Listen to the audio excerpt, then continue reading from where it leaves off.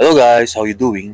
So ngayon guys, gagawa tayo ng reaction video po dito po sa GMA Christmas Station ID. So yearly po nila to ginagawa. So magre-react po tayo guys. Let's check this out guys.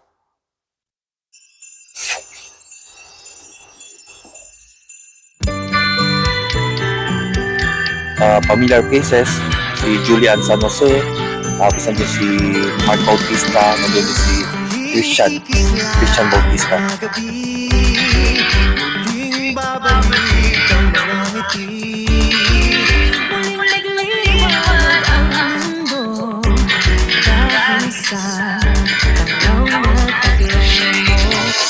Ito talaga ang pinaka-stars ng GMA. Ito na sina Julian San Jose, yan.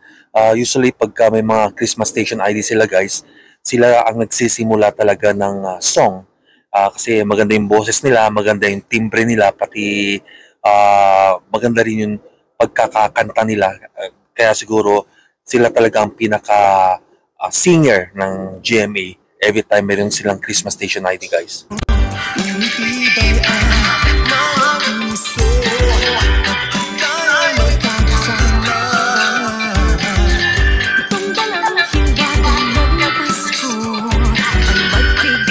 Rita Daniela.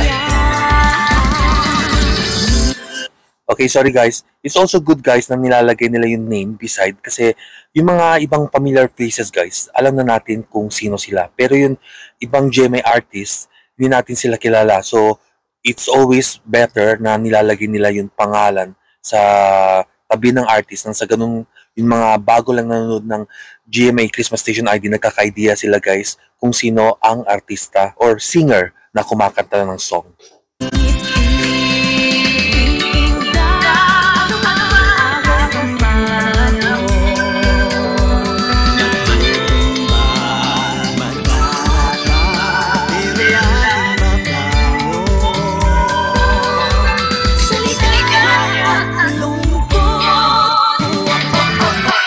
To be honest guys, yung ibang singers hindi ko kilala guys. Hindi ko kilala, wala akong idea sa kanila.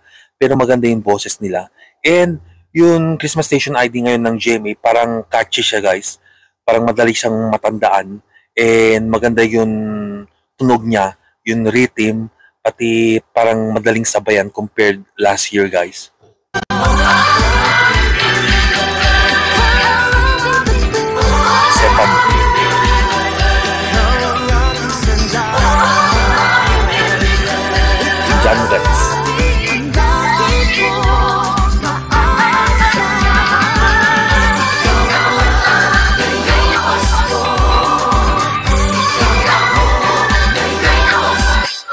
So nakikita nyo naman guys, maganda ang tema ng kanilang Christmas Station ID, may love and hope.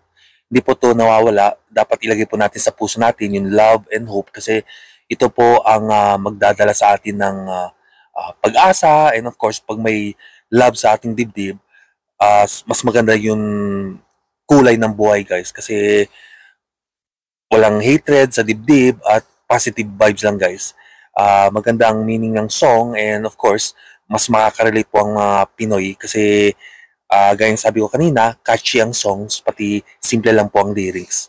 Hindi complicated guys.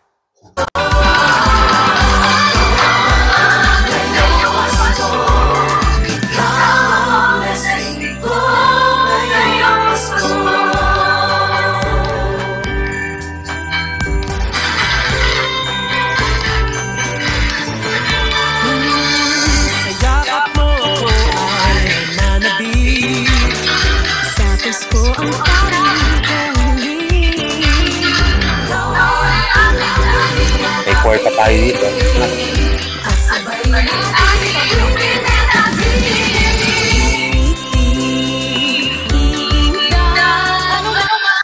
It really makes a difference guys pagka madaming ilaw ang background. Although we know na pag Christmas guys, usually nandyan yung mga lights, pero pagka hinaluan mo ng song and then different lights sa background, tapos yung festive mood ng song, relate ka talaga guys. Yung parang mapapaindak ka, gaya namin, kahit nandito kami sa abroad guys, pagka may mga ganitong station ID, parang gusto naming umuwi at mag-enjoy dyan sa Pinas kasi there's no place like home. Yung mga kasama natin dito, yung mga ibang lahi, nagtatanong kung kumusta daw ang Pasko dito sa kumusta ang Pasko sa Pilipinas.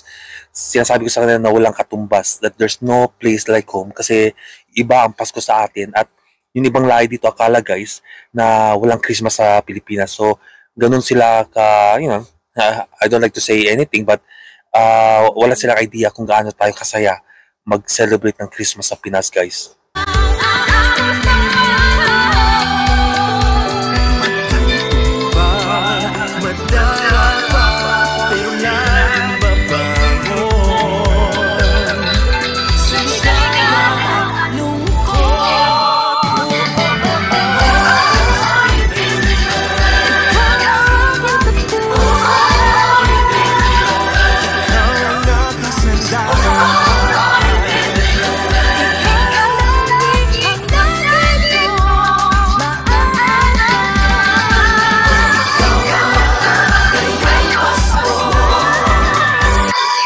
Actually, ang meaning ng song, guys, it can be a song for our Lord Jesus or for God.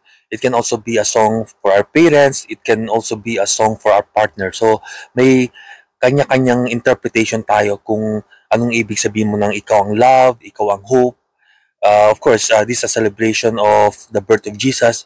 Pero pwede rin natin itong ma-relate ang song na to sa ibang tao or ibang kamag-anak or mahal natin sa buhay na nagpapasaya sa atin at nagbibigay pag-asa guys.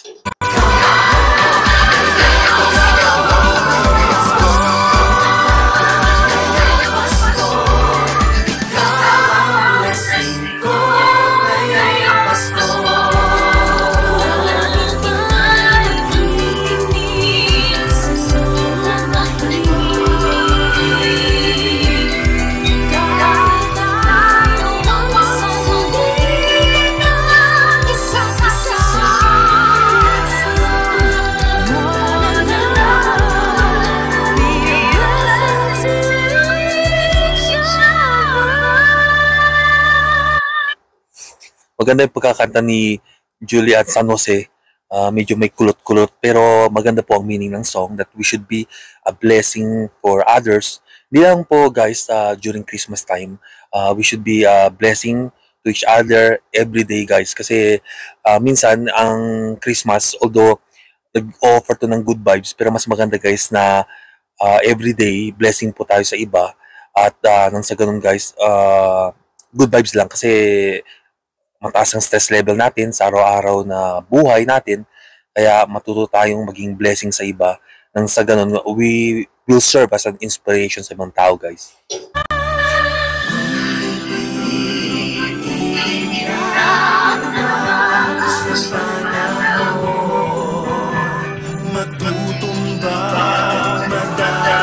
We're talking here about the resiliency of Filipinos, guys.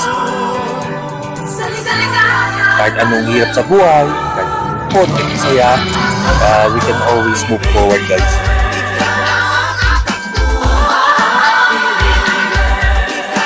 Hindi madali lang steps nila guys. Ganun-ganun lang guys.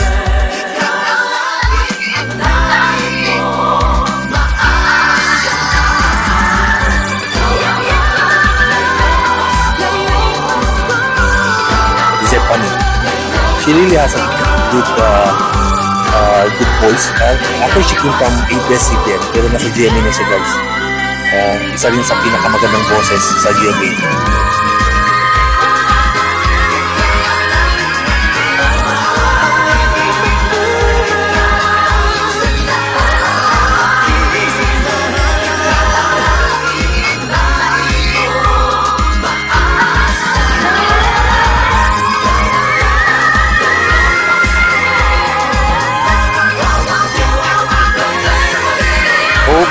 Love guys.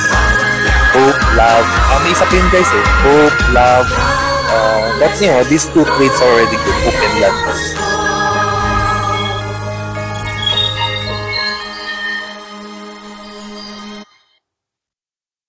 So simple guys, pero maganda at malaman yung kanta nila. Madaling sabayan guys. And of course, may recall guys. So hope you like my reaction video. Hindi to gaya ng ibang reaction video na mahaba guys. Maikli lang tayo mag-reaction video. And if you like to comment or you can comment anytime po down below. We're just a small channel. Hopefully magkaroon tayo ng maraming subscribers, and hopefully guys magustuhan nyo ang aking mga reaction video at ang mga upcoming reaction video natin guys. Okay, Poppy's Vlogs po. Have a good day. Bye!